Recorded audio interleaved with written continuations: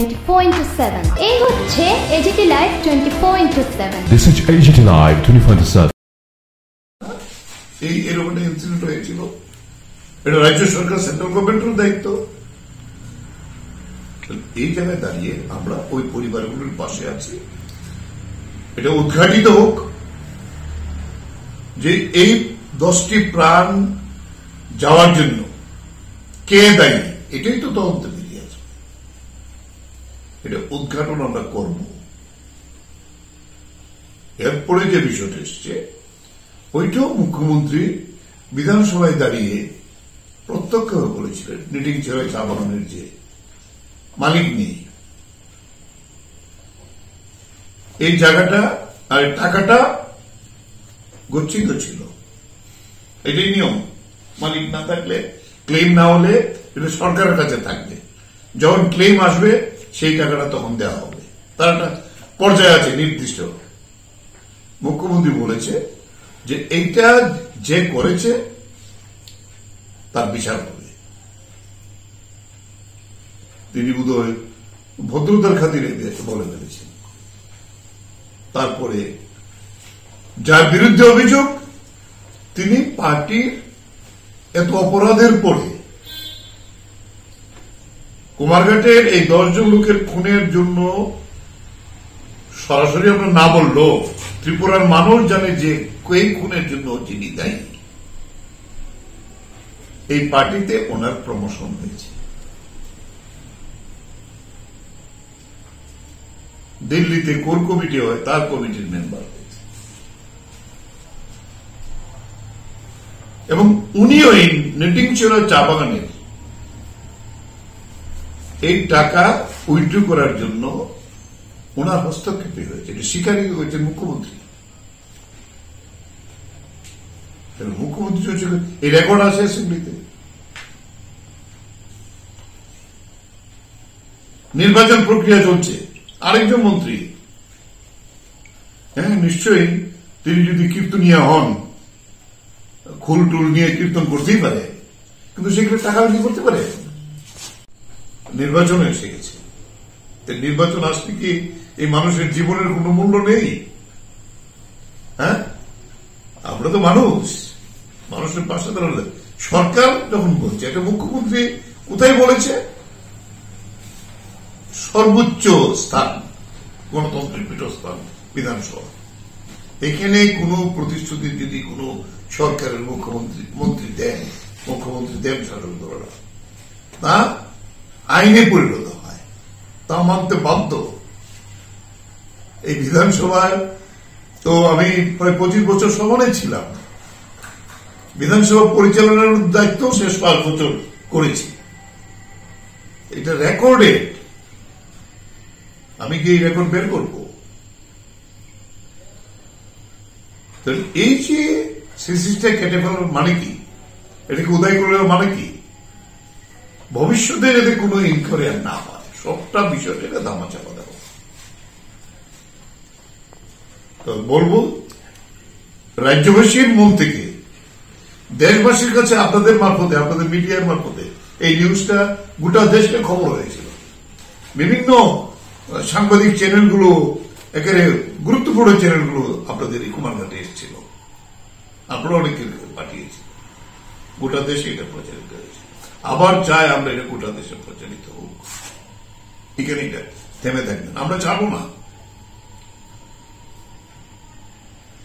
বর্তমান মুখ্যমন্ত্রীর কাছে আমাদের প্রশ্ন কেন হাইকোর্টের একজন কর্মরত বিচারপতিকে দিয়ে এটার তদন্ত করা হবে না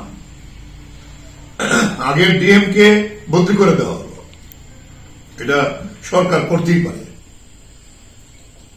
কিন্তু এটা তদন্ত রিপোর্ট গ্রহণ না করে তদন্ত প্রক্রিয়া শেষ না করে এটিকে ক্লোজ করে দেওয়া হয়েছে বলে আমাদের মনে হচ্ছে এটাই জানতে চাই আমরা দরকার হলে আমরা কোথায় যেতে পারি এটা আমরা দেখব এখন নির্বাচনী প্রক্রিয়ার মধ্যে আমাদের পক্ষে সম্ভব না আমি আগরতলা যাওয়ার পরে আমাদের আইন বিশেষজ্ঞ যারা আছে তাদের সঙ্গে কথা বলবো আমরা ওইটা অন্য কোন পর্যায়ে নিয়ে যেতে চাই মানবাধিকার ব্যাপারটা মানবাধিকার এই বিষয়টা অত্যন্ত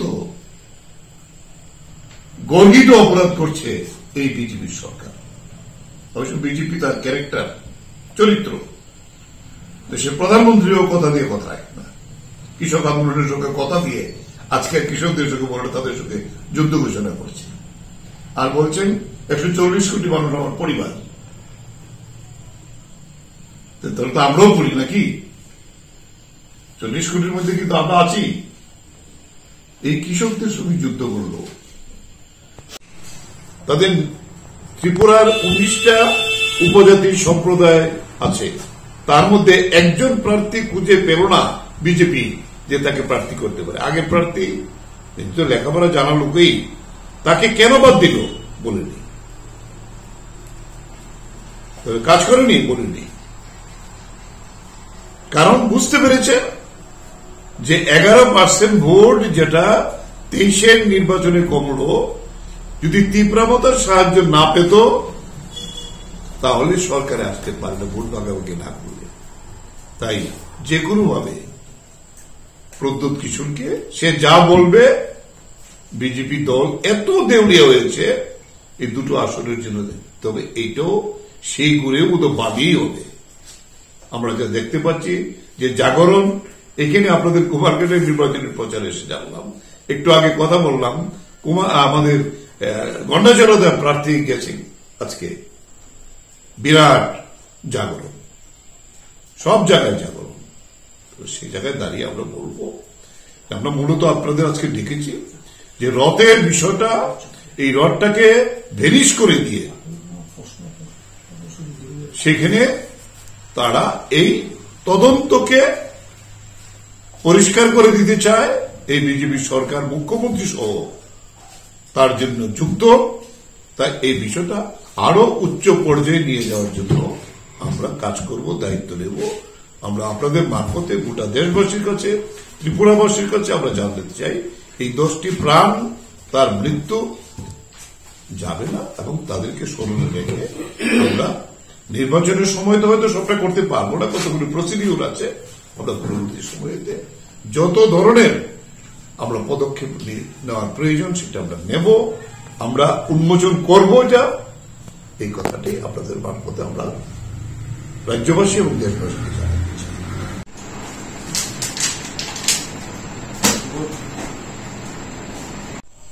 দামা ছাপা দেওয়ার একটা অপকৌশল ছাড়া কি হতে পারে? রাজ্য সরকার যেখানে বিধানসভায় দাঁড়িয়ে রাজ্যের মাননীয় মুখ্যমন্ত্রী বললেন আমি পুনরায় তদন্তের ব্যবস্থা করছি, অথচ দেখা গেল সেই তদন্তের আগে, তদন্ত রিপোর্ট প্রকাশ করার আগে প্রশাসনের নির্দেশ মোতাবেক এই রথটাকে জামিন দিয়ে দিলেন। এবং এই রথটা এখন যারা জামিন নিলেন তারা কেজি দরে বিক্রি করছেন, প্রশাসন কিছুই জানে না, আরক্ষা দপ্তর কিছুই জানে না। ঘটনা কি দেখাবো? সমস্ত ঘটনাটা ধামা চাপা দেওয়ার যে একটা অপকৌশল, এই যে একটা ভিন্নতম চক্রান্ত, আমরা আপনাদের মাধ্যমে তার তীব্র প্রতিবাদ করছি, নিন্দা জানাচ্ছি। এবং সমগ্র কুমারঘাটবাসী লোকসভা নির্বাচনের প্রাক্কালে জানতে চাই এই 10 জন মানুষ যে খুন করা হল, আগুনে ঝলসানো দেহ, যারা দেখেছেন, আমরা সবাই দেখেছি, কি মর্মান্তিক ঘটনা। এই ঘটনার সম্পর্কে এখানকার জাতি উপজাতি সমস্ত অংশের মানুষ জানতে চাই। কিন্তু আজকে বিষয়টা যেভাবে ধামাচাপা দেওয়ার চেষ্টা করা হচ্ছে তার নিন্দা আমরা জানাচ্ছি আপনাদের মাধ্যমে। সাথে সাথে আরেকটা জিনিস উল্লেখ না করে পাচ্ছি না, আজকে কুমারঘাট এবং কৈলাসহর যে রাস্তাটা হলো, এই রাস্তাটা করবার সময় নটিংছড়া চা বাগান থেকে যে সমস্ত জায়গা অধিগ্রহণ করলেন সরকার, এই অধিগ্রহণ করবার পর এই যে জমি, এই জমির ক্ষতিপূরণ হিসাবে লক্ষ লক্ষ টাকা দেওয়া হল নটিংছড়া চা বাগান কর্তৃপক্ষের হাতে। এবং জানা গেল কি, দেখা গেল কি, এটা রাজ্যের মাননীয় মুখ্যমন্ত্রী বিধানসভায় দাঁড়িয়ে স্বীকার করলেন, জনপ্রতিনিধিরা জড়িত। মুখ্যমন্ত্রী বললেন আমি তদন্ত দিয়েছি। আরে কিসের তদন্ত? অথচ এই ঘটনায় নাম বলছি না, তৎকালীন এলিয়েন সাসপেন্ড করলেন প্রশাসন।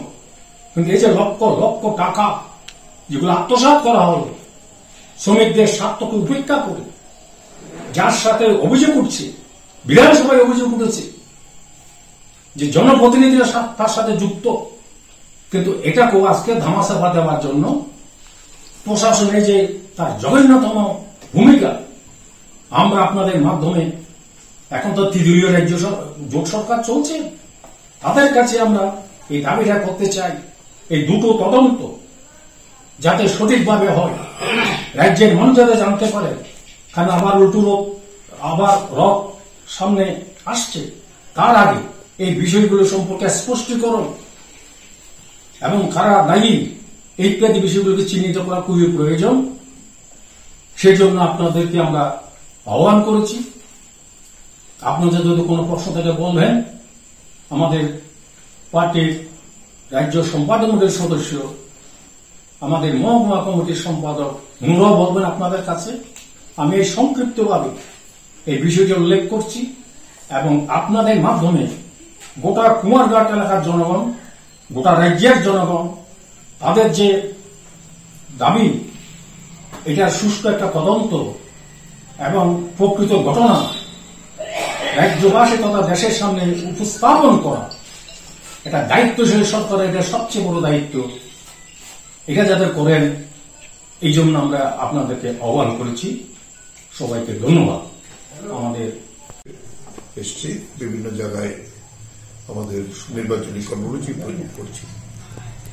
তা থেকে কথা প্রসঙ্গে আমি জিজ্ঞেস করেছিলাম আমাদের নেতৃত্বের কাছ থেকে, যেটা একটু আগে স্বপন বৈষ্ণব, ঘটনাটা যেহেতু সে ভালো করে সবটা জানে, এই বিষয়টা আপনাদের কাছে উপস্থাপিত করেছেন।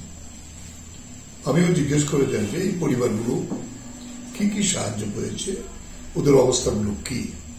এটা তো স্বাভাবিক প্রশ্ন।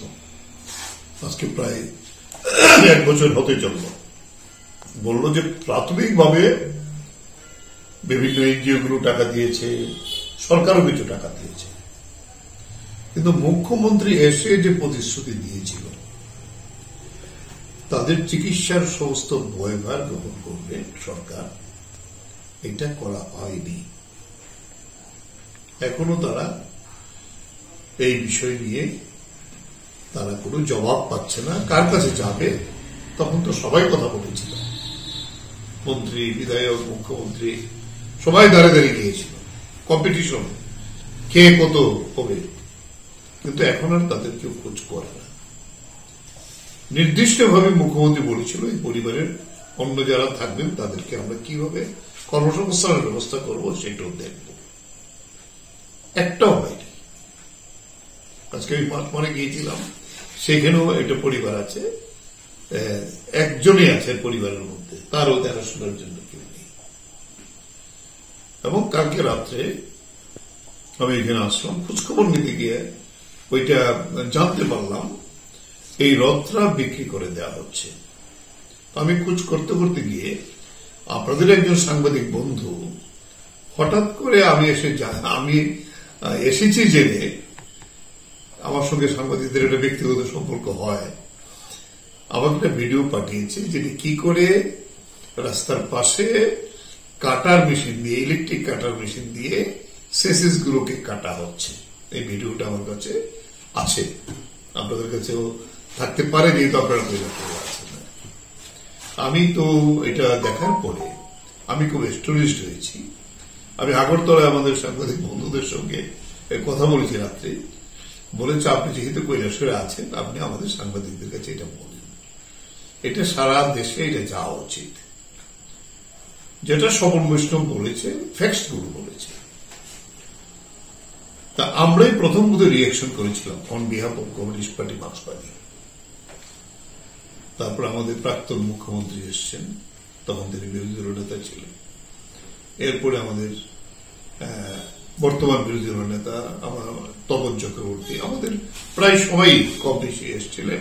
আমরা পরিবারগুলোর কাছে সরকারের পক্ষ থেকে এসছে,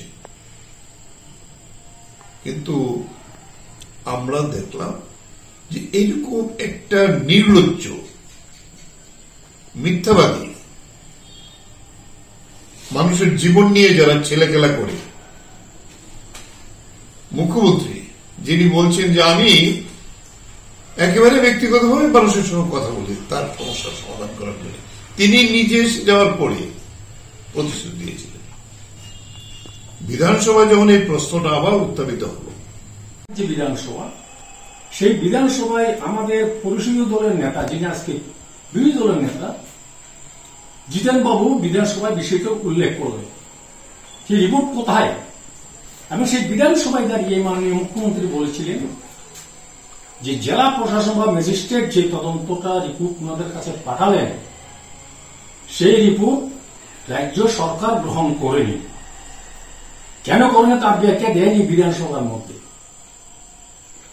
কাজে বিধানসভাতে যখন বিরোধী দলের বিধায়করা, ত্রিপুরামতার বিধায়করা ছিলেন, তখন নিমেশ দেববর্মা ছিলেন বিরোধী দলের নেতা, কংগ্রেস, সিপিআইএম এর সবাই যখন চেপে ধরলেন, তখন মাননীয় মুখ্যমন্ত্রী বিধানসভায় দাঁড়িয়ে প্রতিশ্রুতি দিলেন যে বিষয়টা আমি আবার তদন্তের জন্য দিচ্ছি, এই কথাগুলো বললেন।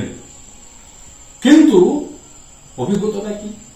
এতদিন যাবৎ এবং নির্বাচনটা এসে গিয়েছে, এই তদন্ত রিপোর্ট কি গেল? এর মধ্যে বড় বড় ঘটনা ঘটল কি? যিনি তৎকালীন জেলা শাসক ছিলেন, উনাকে বদলি করা হল, নতুন জেলা শাসক আসলেন, তদন্ত রিপোর্ট কিছুই নেই। এই মাত্র আমরা কিছুদিন 2-1 দিন আগে খবর পেলাম কি, যে রডটাকে ব্যবহার করা হয়েছিল, যে রডটা এখানকার কুমারঘাট থানা সিজ করে নিয়ে রাস্তার মধ্যে রেখেছিলেন, আমাদের কাছে এই খবরটা আসে। প্রশাসনের ভূতলা থেকে নির্দেশ এসেছে সেই রথটা জামিন দেওয়ার জন্য। কারা জামিন নিলেন, কি করলেন, আজকে অবধি সরকারিভাবে কোনো বিজ্ঞপ্তি জারি করা হয়নি, সরকারিভাবে জানায়নি। দেখা গেল এটা জামিন নেওয়ার পর এটা কেজি ধরে বিক্রি করতে শুরু করলো।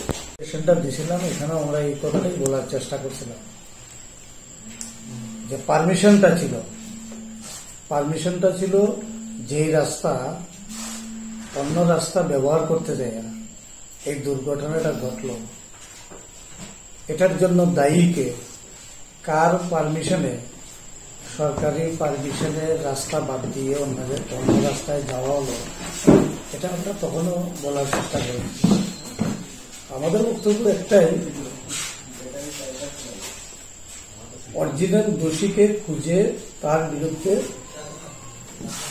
অ্যাকশন নেওয়া, আইনি অ্যাকশন নেওয়া। 2 নম্বর যে বিষয়টা গভর্নমেন্ট ঘোষণা করছিল,